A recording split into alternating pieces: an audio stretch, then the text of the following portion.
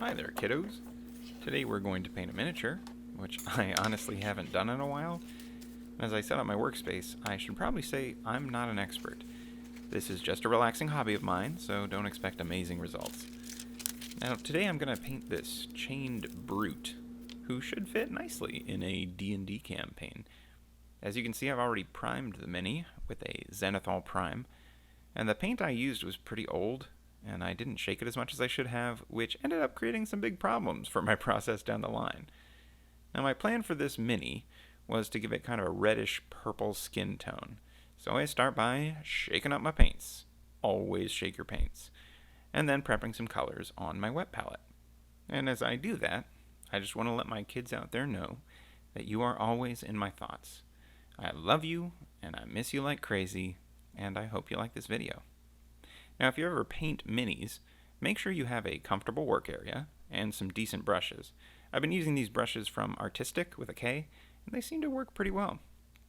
As I began to paint the skin tone on this mini, I started to see the problem with my priming paint. I don't know if you can see it here, but the paint was not sticking to the model. Priming is supposed to help with that, but it seemed to do the opposite. I kind of breezed by a lot of the frustration in this video, but I did have to effectively paint 3 coats on this mini just to get full coverage. See right here, you can see a lot of white showing through the paint. Of course, anytime I focus on anything for any period of time, R2 the cat must arrive to investigate.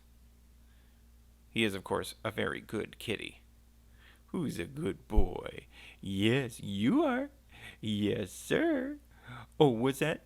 You need some chin scritches? Yes, I got you, buddy. Yes, that's my boy. Okay, anyway, so in later coats, I leaned more into that purplish color that I was going for, and then I moved on to the apron thing that this guy is wearing. I basically painted it kind of an off-white over several coats because I continued to have issues with paint not really sticking. Then I moved on to a very dark brown for the boots, and the many leather straps that he has, I switched over to a lighter brown. Now, if you're looking at this, you're probably thinking that it looks a lot like hot garbage, but that's typical for the early stages of painting. I'm just getting a base coat done here. Now, the last color left, of course, is the metallic silver for the many chains all over the mini, as well as the silver knee plates that he has there.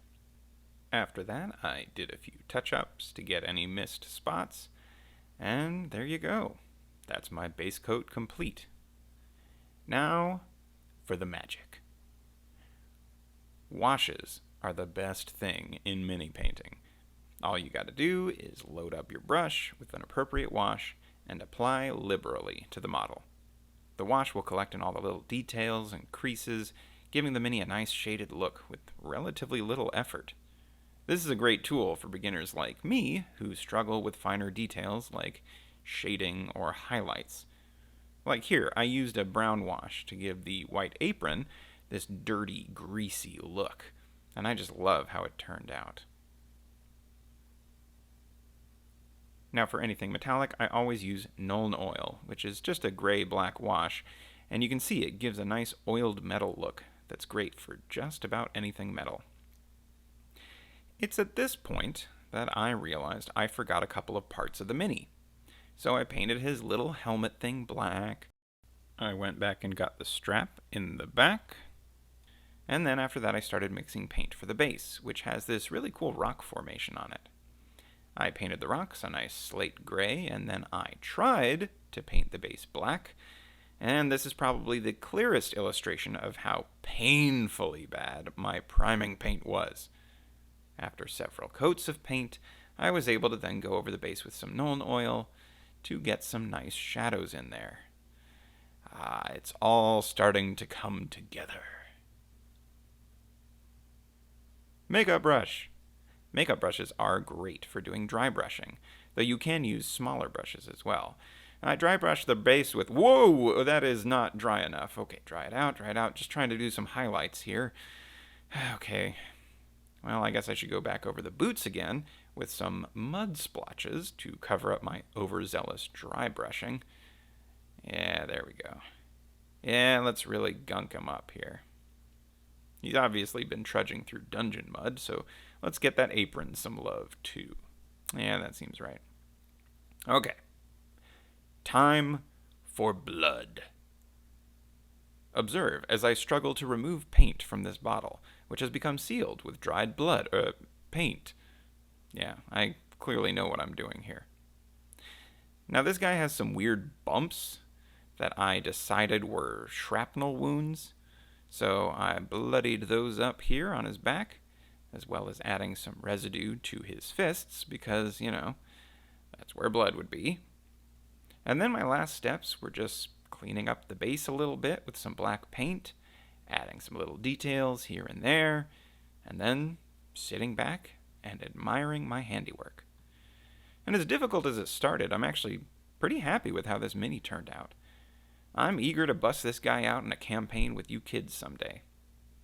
Now, all I have to do is strip the paint off these minis that I also primed with the same paint, and then go out to the store to buy some new primer. Yeah, Bob Ross brand paint thinner should do the trick. Well, I hope you enjoyed watching this little paint session, and I hope life is treating you well out there. I'm always sending happy thoughts your way, and hoping for the absolute best for you in whatever passions you follow or goals you seek to achieve.